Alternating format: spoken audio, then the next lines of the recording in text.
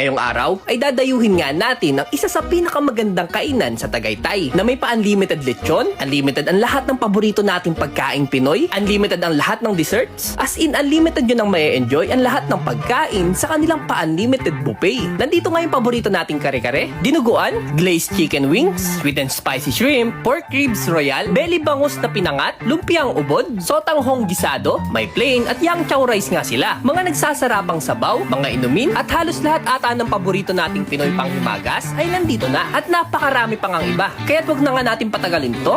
Tara! Takas muna tayo!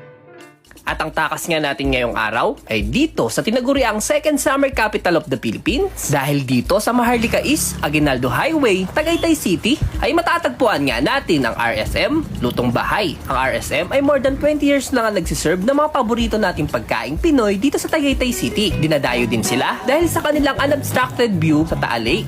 Meron nga silang indoor dining tsaka alfresco dining. May pagka-modern tropical nga yung design sa kanilang alfresco dining. At ako na mismo ang magsasabi sa inyo mga katakas na bawat spot ay talaga namang IG-worthy. Kaya naman ay suggest na kapag pumunta kayo dito, make sure na naka-ready ang inyong mga phones at camera. Mapunta na nga tayo sa mga pagkain na pwede nyo ma-enjoy dito. Bali yung inabil nga pala namin dito ay yung kanilang brunch buffet. Ito, for only 998 pesos nga lang per head, may enjoy nyo na ang kanilang buffet mula 11 AM